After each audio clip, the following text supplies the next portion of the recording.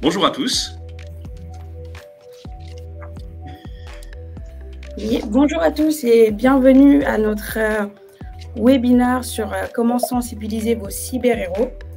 Donc, je m'appelle Maïmouna Kamara, donc je suis animatrice de ce webinaire, consultante Digital Workplace, et je vous accueille aujourd'hui avec grand plaisir à notre premier webinaire sur la sensibilisation à la sécurité du système d'information.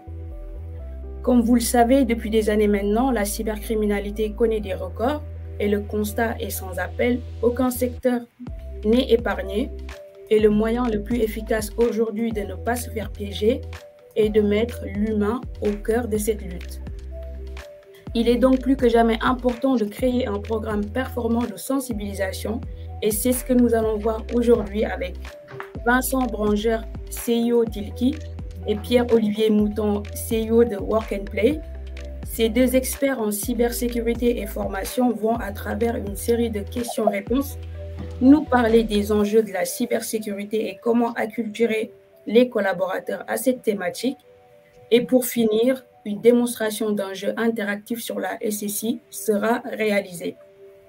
Je tiens à préciser que ce webinaire est tout aussi interactif. Vous avez toute la liberté de poser vos questions sur le bouton questions juste en bas à droite de votre interface et nous les remonterons à nos intervenants afin qu'ils puissent y répondre.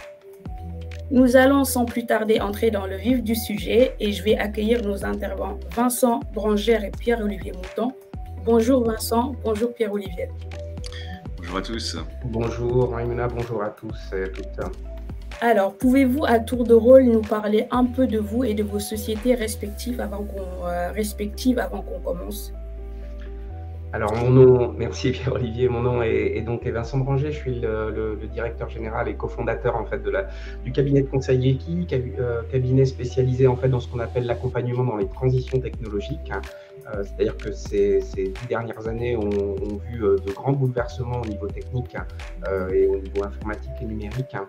Et donc, nous, on s'est vraiment spécialisé pour accompagner les sociétés, les organisations dans ces grands changements qui touchent non seulement des dimensions techniques, mais également des dimensions organisationnelles, financières, méthodologiques, etc. Et donc, avec une appétence plus particulièrement autour des utilisateurs et de la cybersécurité en général. Merci Vincent. Merci Vincent. Donc Pierre-Olivier Mouton, je suis donc le CEO, l'un des cofondateurs de Work and Play. L'idée de cette startup Work and Play, c'est justement de remettre l'utilisateur au cœur du dispositif de formation. Et on s'est intéressé tout particulièrement sur comment faire en sorte d'engager les utilisateurs, de leur donner envie de se former. Et c'est pour ça qu'on a complètement axé l'ensemble de nos recherches sur le jeu, la gamification qu'on appelle apprenante, de manière à plonger les utilisateurs dans un univers engageant, immersif, et qui leur donne envie d'aller découvrir tous les sujets de formation. C'est la raison pour laquelle on va vous parler d'un super sujet que l'on a créé avec nos équipes respectives pour faire en sorte de donner envie de se former et de se sensibiliser à la cybersécurité. Merci Pierre-Olivier et Vincent pour cette introduction. Donc la première question est pour Vincent. Donc pourriez-vous nous dire quels sont aujourd'hui les enjeux de la cybersécurité et les besoins que vous avez pu remarquer en vulgarisation? Alors, je dirais que c'est un peu une tarte à la crème de dire qu'il faut sensibiliser les utilisateurs à la sécurité informatique, puisque ce sont vraiment ceux qui sont en première ligne pour, alors sans vouloir faire de politique ou quoi que ce soit, mais en tout cas qui sont en première ligne vis-à-vis de la sécurité. J'ai toujours adoré un petit schéma ou un petit dessin que vous pouvez voir parfois sur Internet avec ce chevalier en armure du Moyen-Âge, avec vraiment toutes les protections possibles, inimaginables, et à côté écrit anti-spam, antivirus, avec tous les trucs, tous les grands mots-clés de la sécurité, on va dire, côté back-office, côté serveur. Et puis l'image d'après, avec en fait une flèche au niveau de la visière, c'est-à-dire le seul point faible évidemment de l'armure, et avec écrit juste à côté, un utilisateur vient d'ouvrir un email. D'accord, je trouve que c'est très flagrant en fait de la problématique qu'il y a. Or, le souci en fait, c'est que c'est bien de se dire il faut former les utilisateurs, mais le constat qu'on a fait en fait, c'est que Premièrement, tout ce qui est formation très traditionnelle ne fonctionne tout simplement pas. Problématique notamment au côté formateur, qui sont souvent trop techniques, avec un jargon qui est très spécifique. Ça, c'est assez classique, je dirais, de l'informatique. Et puis, mettre autour, donc sur une formation traditionnelle, ne serait-ce que sur une demi-journée, mettre autour de la table pendant 3 heures un expert sécurité avec des utilisateurs standards, il n'y a aucun côté péjoratif à ça, c'est excessivement difficile. Et puis, en plus, il y a un côté très one-shot. Ce qu'on voit beaucoup dans les entreprises, c'est beaucoup de campagnes de phishing. Ça, les campagnes de phishing, moi, je trouve qu'elles ont un vrai intérêt, effectivement, puisque ça permet de sensibiliser, et notamment par le fait de dire attention, vous êtes 30% à avoir cliqué sur le faux phishing, etc. etc.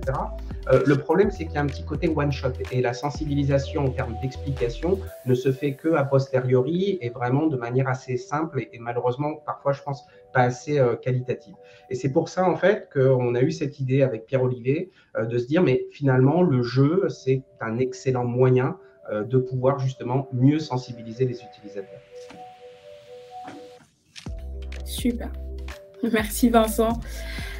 Donc, je vais, comme Pierre-Olivier l'introduisait tout à l'heure par rapport au jeu, donc cette question est naturellement pour lui.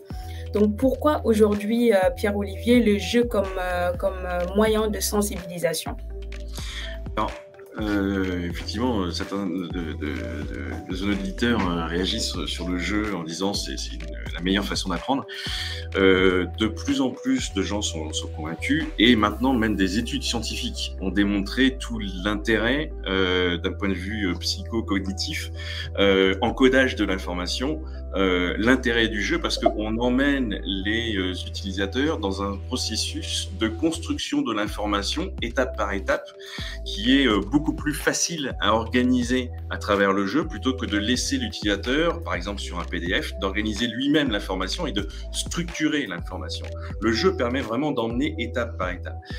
Nous, chez Work and Play, on s'est intéressé à quelque chose de plus spécifique, qui est le jeu collaboratif. Il y a un élément extrêmement puissant dans le processus d'apprentissage, qui est le processus par imitation.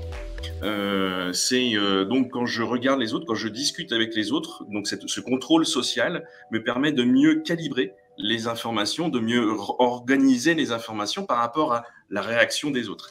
Et donc nous, on s'est intéressé non pas à faire du jeu individuel et que chacun puisse jouer dans son coin sur son ordinateur, mais à vraiment faire du jeu temps réel ensemble. Donc aussi bien pour des webinars avec animateurs, pour faire donc des serious games, que des jeux de type petite équipe, où les uns et les autres vont devoir collaborer pour reconstruire l'information et mettre en place cette structuration de l'information. Donc on apporte sur le marché une innovation, et c'est ce qui nous a intéressé, Vincent et moi, dans notre approche, c'est de dire voilà, on a non pas une énième solution à proposer sur le marché, on apporte vraiment une nouvelle approche dans la structuration de cette information via le jeu collaboratif, et en bénéficiant de tous les performances que l'on a pu déjà noter, comme par exemple l'étude de Harvard sur la performance de l'enregistrement de l'information, notamment lors du résultat à l'examen sur les étudiants. Merci Pierre-Olivier. Il y a effectivement même David Jourdain, donc le chat, qui réagit au bienfait, à la valeur ajoutée du jeu sur tout ce qui est sensibilisation, tout ce qui est apprentissage inversé, des thématiques un peu plus complexes. Donc, merci pour ces réactions. Donc là, je vais poser une question à Vincent, donc concernant un peu, on va plus parler de ce partenariat. Donc, on sait qu'il y a eu un partenariat entre vous, et de nous parler un peu plus de la plus-value d'Ilki par rapport à tout ça. Alors, en fait, la plus-value, elle est sur différents aspects en fait, du jeu, en l'occurrence. Donc, évidemment, sur la dimension cybersécurité, ça, c'est quelque chose qui, pour nous, qui sommes des spécialistes de l'infrastructure au sens large du terme, hein, que ce soit serveur, poste de travail, cloud native, etc., on prend toujours en compte en fait, la sécurité de manière complètement transverse. D'accord. Donc, ça, déjà, je dirais, la connaissance autour de la cyber en général était particulièrement importante. Ensuite, on est un centre de formation, c'est-à-dire 25% de notre chiffre d'affaires aujourd'hui, c'est de la formation. Alors, formation parfois traditionnelle, hein, formation notamment quand on fait des formations autour de Kubernetes, par exemple, ou autour de la sécurité des applications cloud native. On le fait avec un public qui est plutôt orienté ingénieur, DevSecOps, etc. Mais également, en fait, on a fait beaucoup d'accompagnement dans le cadre plutôt de ce qu'on appelle de la conduite du changement sur des projets justement auprès des utilisateurs. Donc on a vraiment l'habitude de discuter avec les utilisateurs, de les faire travailler en design thinking aussi sur des projets qui peuvent exister autour de la partie collaborative. Donc ça, c'est quelque chose aussi qu'on connaît bien, et de manière générale, nous sommes plusieurs en fait au sein de Gilkey à avoir une véritable expertise au niveau de ce qu'on appelle l'ingénierie pédagogique. Donc ce qui nous a permis en fait, en prenant un peu toutes ces briques-là, de pouvoir véritablement construire avec les équipes de Work and Play sur la dimension plus pratique et technique et plateforme de jeu, et bien de construire en fait ce jeu de façon à ce qu'il soit le plus utile possible pour sensibiliser les utilisateurs à cette cybersécurité. Merci Vincent. Alors, donc nous allons, comme annoncé au début de ce webinaire, donc avoir un aperçu du partenariat entre Gilkey et Work and Play à travers une démonstration d'un jeu interactif. Et je vais de ce fait laisser la main à Pierre-Olivier pour nous faire découvrir cette démonstration. Merci beaucoup, Maïmouna.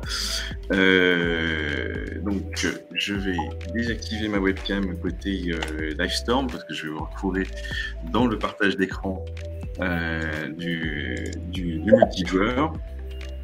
Donc voilà, j'ai invité mes cobayes, hein, mes collaborateurs, collaboratrices qui vont participer avec moi, qui vont vous montrer cette partie démonstration.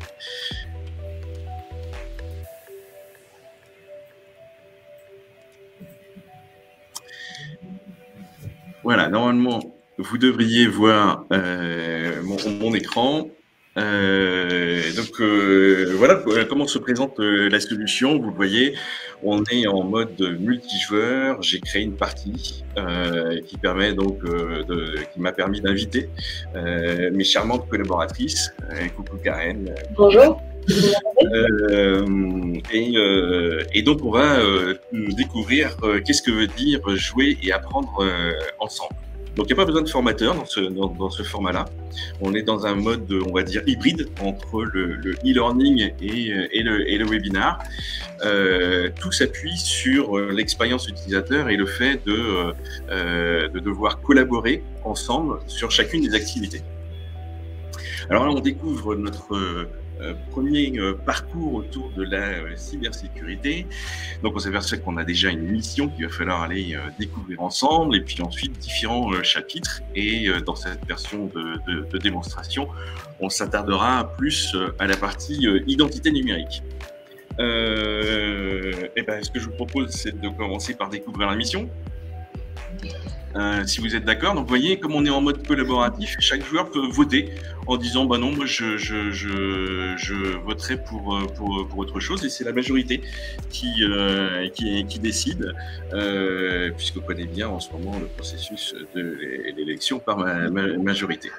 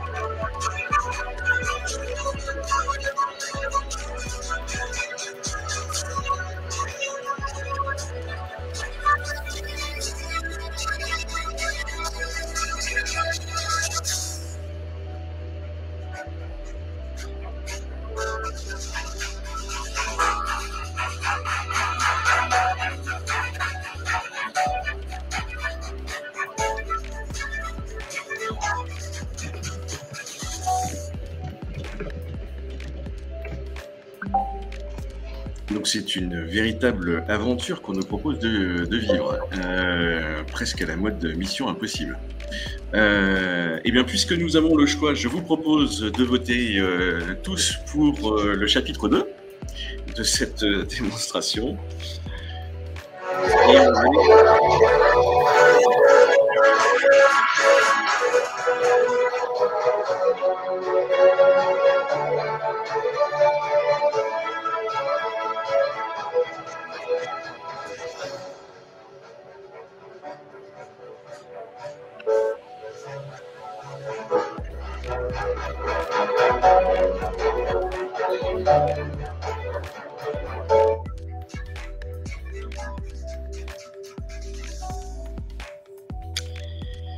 ok, donc là, il va falloir qu'on protège, si j'ai bien compris, et qu'on comprenne notre identité numérique.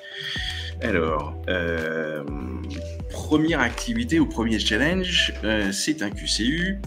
Donc comme on le voit, vous voyez, on voit même les souris des uns et des autres. Ouais, on voit même l'âne arriver, voilà. Question à choix unique. Donc on a chacun apparemment une seule réponse. On a un temps limité pour faire cette activité. C'est une activité avec action simultanée, on peut tous jouer donc ensemble, et par contre on a le droit à des réponses individuelles. Donc on va essayer de se mettre d'accord en fonction de la question. Pour faire l'enregistrement de votre vol, vous avez créé un compte sur le site flyaway.com. Parmi les informations fournies, quelles sont celles qui constituent votre identité numérique? Alors, l'identifiant, donc le login mot de passe, ou alors toutes les informations qu'on laisse sur le site. Moi, je pense que c'est identité numérique, c'est quoi? C'est le compte utilisateur, donc c'est plutôt le login mot de passe. Qu'est-ce que vous en pensez? Moi, je pense que c'est plutôt les éléments, tous les éléments que l'on laisse sur le site. Bah, qu'est-ce que tu veux dire, ça? Ouais. Moi, je me dis, voilà, pour l'identité numérique, c'est un peu comme la carte d'identité, non? Pourquoi tous les éléments qu'on laisse sur le site? Pour l'instant, tu m'as pas convaincu. Bah, si tu laisses ta carte bleue sur le site, si tu laisses tout ça, ça retrace ton parcours. Donc, moi, je suis plutôt pour toutes les informations que tu laisses. Ah, ok, d'accord. Bon, allez, moi, je reste sur mon identifiant et on va voir qui a raison. Ah, ok. Bon, j'aurais mieux fait de t'écouter. C'est donc tous les éléments, toutes les traces qu'on laisse sur le site qui constituent notre identité numérique. Ok. Bon, je vais tâcher de m'améliorer. Alors, on a quand même réussi à gagner quelques points, malgré ma mauvaise réponse. Et du coup, on peut quand même continuer. Alors, qu'est-ce que c'est la prochaine activité? La prochaine étape, c'est un vrai-faux. Et là aussi, c'est une action simultanée. Ok, bah, allons découvrir ce qu'on nous demande de faire. On a un peu de lag sur le partage vidéo. Je peux avoir une identité numérique par site ou par application. Donc ça, j'imagine, oui. Est-ce qu'on parle d'une identité globale par rapport à la personne ou par application, et sur chacun des sites, on peut avoir une identité différente? Bah, j'imagine que oui, de même qu'il y a un login mot de passe, il y a des traces, donc bon, c'est forcément par application. En tout cas, c'est comme ça que je l'imagine. Et là, du coup, soit on a tous raison, soit on a tous tort. Bon, on a encore 5 vies, comme le montre notre écran du haut. Donc on a le droit de se tromper. Ouais, super, on a quand même réussi. On va pouvoir passer à l'étape suivante. On a même gagné un badge unité et une vie supplémentaire. Ok, next. Donc, l'identité numérique, alors on a un débrief, c'est très vaste, c'est l'ensemble des données qui permettent de vous identifier en ligne. Donc effectivement, oui, ça représente énormément de choses. Ça veut dire qu'en fait, tout ce qu'on fait sur Internet est tracé et donc est susceptible de constituer des éléments de notre identité, si je comprends bien.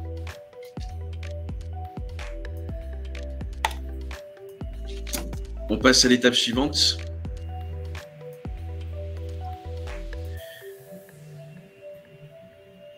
J'aime bien votre conversation, Karen et Lan.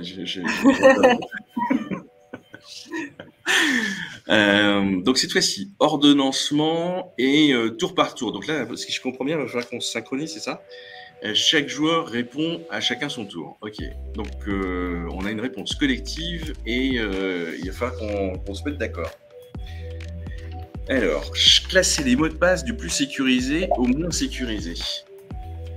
Donc, le plus sécurisé, bah, c'est 1, 2, 3, 4, 5, 6. Non, c'était pas ça qu'il fallait répondre. Ok. Donc, Karen, vas-y, montre-nous comment tu ferais les choses. Ah, tout de suite, on voit la scientifique. Et ensuite, il faut que je choisisse entre les deux. Donc, c'est AZERTY ou 1, 2, 3, 4, 5 ? Qu'est-ce que vous me conseillez? Ouais, là, comme ça, c'est bien. Bon, donc là, je valide, je pense. Ah, tu es comme ça, toi. Tu valides, ok. Ah oui, c'était à mon tour de jouer. Sans nous consulter. Ok. Ok. Bon, bah, on a réussi ce tour-là. Vas-y. Qu'on voit. Et du coup, on a récupéré l'ensemble des points et encore une vie supplémentaire. On est vraiment trop fort.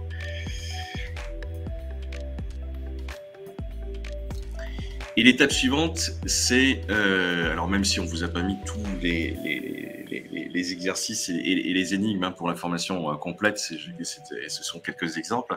L'étape suivante, donc, c'est la double authentification. Quelqu'un sait ce que c'est la double authentification?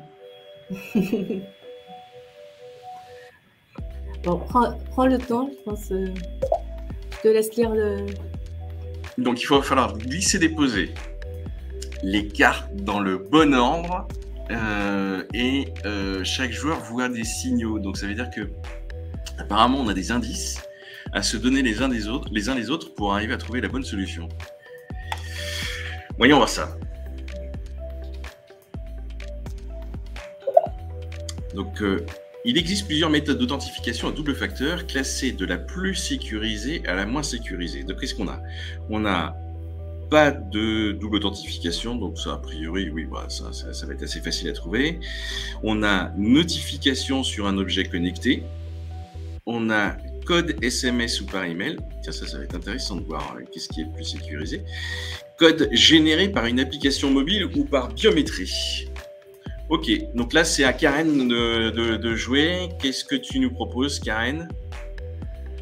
Vas-y, mets-nous une carte. Bah écoute, moi, j'ai le signal vert. Ça veut dire que tu as mis la carte au bon endroit. Et a priori, c'est donc l'identification la plus sécurisée. Donc là, tu as réussi. À moi de jouer. Si je me dépêche, il faut un... code par SMS et par email. Qu'est-ce qu'il y a de signal? C'est bon, le SMS? J'ai pas de signal, moi. Karen, le SMS, c'est quoi? Ah, c'est bon. D'accord. Ah oui, tu as un problème de micro. Autant pour moi. Donc, pas besoin d'authentification. C'est bien. Heureusement qu'il y a la webcam. Pas besoin d'authentification. Ça, c'est bien classé. Bah, du coup, à moi de jouer. Je pense que du coup, bah, voilà, on va trouver. Donc, code généré par une application, notification par un objet connecté, c'est plus sécurisé qu'un SMS et par email. Alors, en même temps, comme on est sur des protocoles qui sont très très anciens, ça ne m'étonne pas que ce soit moins sécurisé qu'un objet connecté. Super! Donc, on a réussi à trouver ensemble la bonne solution. Et on a à nouveau gagné l'ensemble des points. Génial. Donc, la double authentification, ça rajoute un bon niveau de sécurité et il faut l'activer partout où on peut. Next. Et enfin, donc, quels sont les risques que l'on peut encourir liés à cette notion de login mot de passe? Donc là, c'est un glisser-déposer. Ça doit être facile. Et c'est un jeu, pareil, simultané. Allons-y. Donc, que risquez-vous lorsqu'une personne malveillante parvient à récupérer vos identifiants et vos mots de passe? D'après vous, c'est quoi? On risque une usurpation d'identité, une divulgation de données ou un vol de données ou d'argent? Qu'est-ce que vous en pensez? Bah, vu qu'ils ont accès à notre compte, ils doivent avoir accès à nos données, donc ils peuvent les divulguer, les voler. Ouais, moi je pense que pour le 3.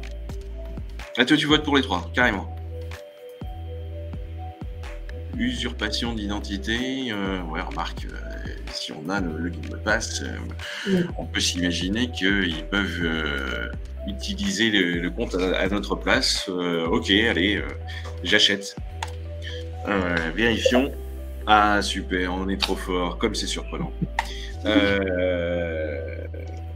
Et on valide notre réponse. Là aussi, on a tous les points et on a gagné 9 vies. Donc là, on explose tous les compteurs. Et on a gagné donc notre démonstration avec 205 points.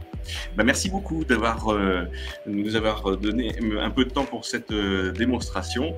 Et à très vite. Merci, au revoir. Merci à vous, merci Pierre-Olivier pour cette démonstration que je trouve très très participative, on va dire. Donc sur cette thématique qui est quand même un peu complexe, donc de pouvoir partager, de pouvoir discuter ensemble, je trouve ça très très bien. Et il y a eu énormément de réactions sur le chat par rapport à la question sur l'identité numérique. Et voilà, il y en a qui ne sont pas au début convaincus que c'est toutes les informations qu'on laisse sur le site de flyaway.com. Donc, je vais laisser Vincent et Pierre-Olivier réagir par rapport à cela. Non, mais la discussion, elle est juste entre David et Olivier. Hein. Oui. C'est-à-dire qu'au final, on arrive sur quelque chose qui est très mince en termes d'identification.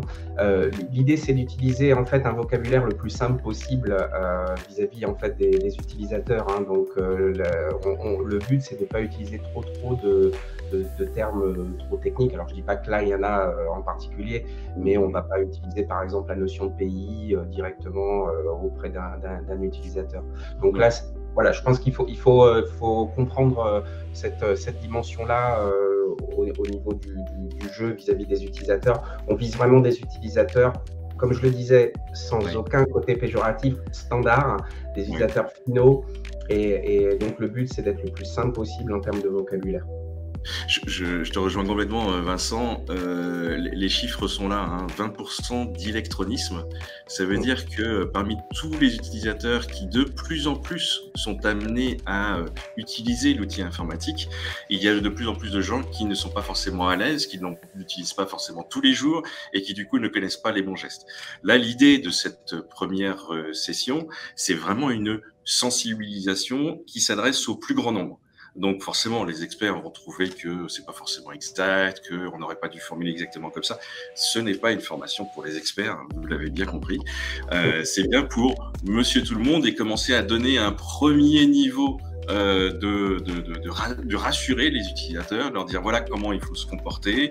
On est comme sur des gestes du quotidien, c'est la même chose. On va appliquer juste, on ne donne pas les clés de sa maison à tout le monde, on ne donne pas ses identifiants à tout le monde.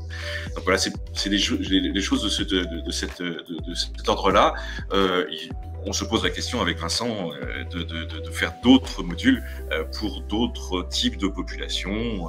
Et à ce moment-là, effectivement, on rentrera peut-être plus dans des détails plus précis en termes de vocabulaire. Super, merci beaucoup. Et donc, pouvez-vous encore plus nous parler de cette offre? Parce que là, Pierre-Olivier, tu viens de parler que vous aviez d'autres offres avec Vincent pour entrer plus dans les détails de la SSI, donc que ce soit pour les utilisateurs finaux ou bien pour les personnes qui sont un peu plus aguerries, on va dire. Donc, pouvez-vous nous donner des détails par rapport à cette offre? Alors, oui, tout à fait. Là aussi, je vais partager mon écran.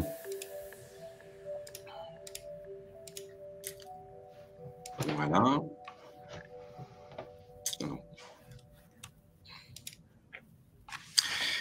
Donc là, normalement, vous voyez mon écran, c'est ça?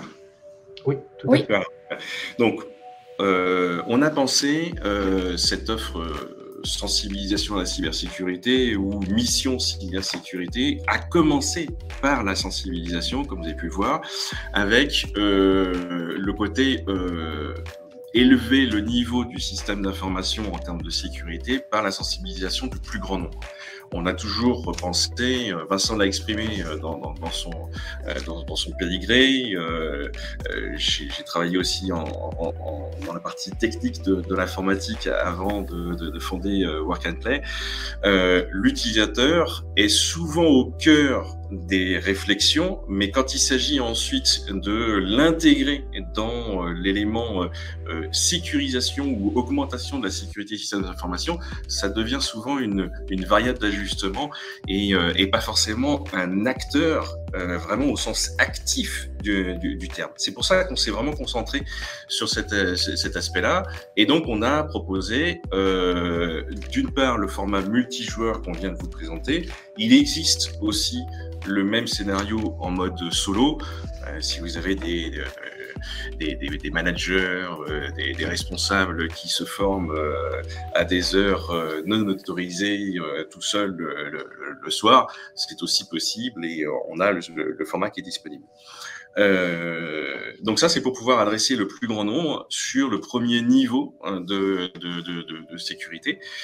Le deuxième niveau qu'on est en train de préparer avec nos équipes, c'est la notion de sensibilisation pour le personnel encadrant, pour les ambassadeurs, pour les gens qui sont en capacité de pouvoir soit manager une équipe, soit être référent sécurité localement à un site.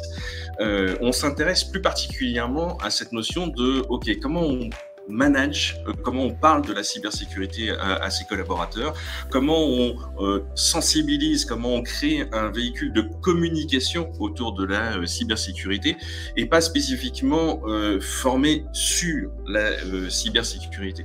Donc là, on est en train d'organiser un format de type Serious Game qui sera donc animé par des experts de Ilki, sur un format de 2-3 heures, c'est pas encore complètement défini, dans l'objectif de renforcer cette qualité, cette compétence de formation, de manager la cybersécurité au quotidien à travers les différentes équipes. Pour que justement il y ait un aspect plus long terme, en fait. L'intérêt des ambassadeurs, c'est vraiment le côté d'avoir quelqu'un qui est toujours là, en fait, pour justement éviter l'effet qu'on évoquait tout à l'heure de one shot au niveau d'une formation. Là, l'idée, c'est vraiment d'accompagner sur la durée, puisque la notion de sensibilisation, je trouve, par rapport à formation, c'est aussi une notion de durée. Donc, ça en fait typiquement partie pour les sociétés, notamment qui sont un peu ventilées sur différents sites à travers la France ou le monde. Ça peut être particulièrement intéressant d'avoir un ou plusieurs ambassadeurs par site, entre guillemets, qui, eux, ont un peu plus de connaissances et qui vont pouvoir accompagner les utilisateurs au quotidien. Utilisateurs qui, eux, auront fait le jeu en mode multijoueur ou pas. Et d'ailleurs, dans l'offre, c'était écrit sur tes slides, Pierre-Olivier, on propose également une option, le fait justement de faire une campagne de phishing avant et après. D'accord. Alors, on ne le met pas systématiquement parce qu'aujourd'hui, il y a quand même beaucoup de sociétés qui ont soit leurs propres outils, soit qui ont déjà en fait des sociétés qui interviennent pour le faire. Donc là, c'est une option pour ceux qui ne l'auraient pas, où on peut effectivement associer ça de façon à mieux aussi percevoir la qualité tout simplement du jeu. Effectivement, et il y a même David Jourdain qui en parle de cette notion de sensibiliser au-delà d'une simple session de formation, donc pour pouvoir continuer à véhiculer les messages importants au quotidien, et que c'est très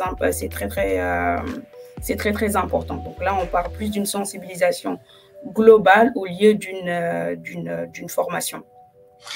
Et du coup, je dirais le pendant technique de la réponse à cette question, c'est que notre offre est aussi bien disponible à travers le portail Work and Play qu'au format SCORM si les clients souhaitent héberger le jeu au sein de leur système d'information.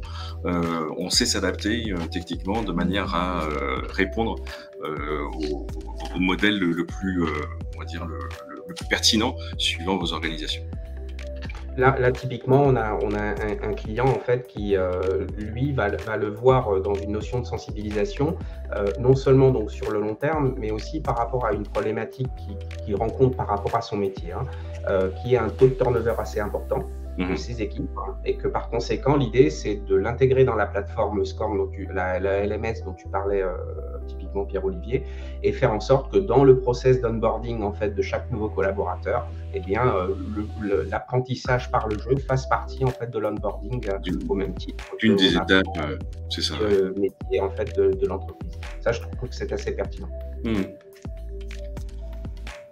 Donc on sait aussi, puisque Work and Play, on édite toute une plateforme de gamification, donc on s'est aussi adapté pour des organisations relativement importantes et d'intégrer ce module de jeu au sein de sessions existantes. Tu parlais d'onboarding, Vincent, on peut parfaitement donc l'intégrer comme l'une des étapes de cet onboarding, voire au sein d'une mécanique de jeu, parce que on fait aussi de l'onboarding sous forme de jeu chez Work and Play.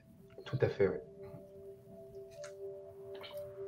Super, merci beaucoup Vincent, merci Pierre-Olivier pour cette présentation et toute cette démonstration également qu'on a eue du jeu multijoueur.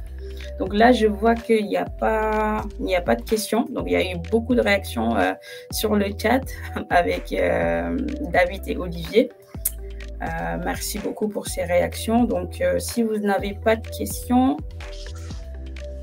alors, je suis en train de voir les réactions. Donc, le fait d'intéresser tout le monde, même à travers donc le jeu. Donc, il y a David qui parle toujours de tout ce qui est ludique, donc le jeu comme moyen de sensibilisation.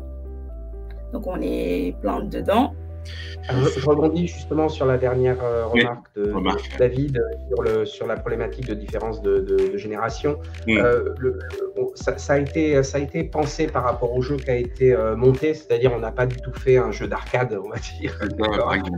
On a fait vraiment un jeu qui est plutôt sous la forme d'une histoire, d'une aventure qui est vraiment menée.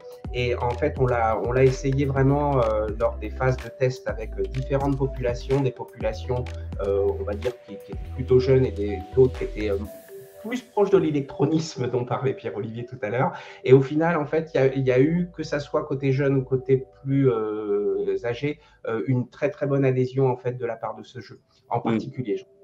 Parce que justement, il a été conçu plus comme une aventure et ça passe très très bien.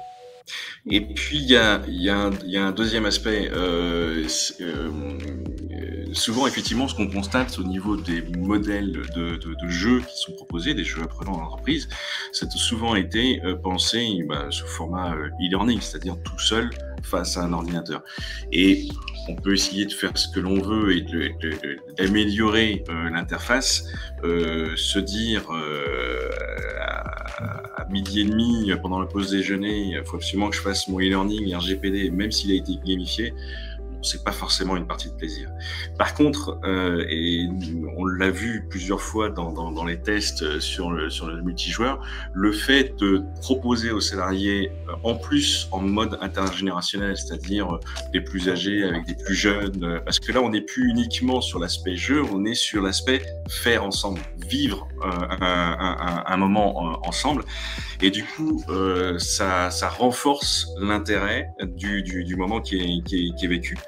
Le deuxième aspect, c'est effectivement la notion de communication. Le fait d'attirer l'ensemble de la population avec une communication adaptée sur les enjeux, un challenge cybersécurité, un challenge par équipe. Là, forcément, il y a toute une notion de communauté qui est en train de se construire et qui donne envie, au-delà du simple e-learning, il faut que vous fassiez absolument votre module avant la fin de l'année. Donc, on joue sur vraiment et c'est le cas de le dire, sur un aspect vraiment social fort qui permet permettre d'aller encore au-delà de freins que l'on peut rencontrer classiquement sur de la formation de type e-learning. Voilà, clairement, le multijoueur est vraiment un très très gros atout, je trouve, pour le jeu en question. Effectivement, sachant qu'aujourd'hui, on parle beaucoup plus de collaboration dans tout ce qu'on fait. Retrouver du lien social malgré la distance, voilà, c'est exactement ça qu'on a poursuivi et qu'on a cherché à faire dans cette version cybersécurité où on incite les joueurs à échanger, à prendre du plaisir, à faire ensemble. Merci beaucoup. Donc, ça y est, notre webinaire sur comment sensibiliser vos cyber-héros que j'ai eu le plaisir d'animer, donc touche à sa fin. Merci à tous de l'avoir suivi. Donc, pour tous qui veulent revoir certaines parties, le replay sera bientôt disponible. Vous pouvez également, si vous souhaitez, demander une démonstration du jeu, donc que ça soit en multijoueur ou bien en solo, en nous contactant via info@ilki.fr. On va tout mettre dans le chat. Merci à vous. Merci beaucoup. Merci à tous pour Olivier. Et merci spécialement à David et Olivier pour les échanges qui étaient vraiment intéressants. Riches en informations. Merci à tous. Merci. Bonne journée. Au revoir.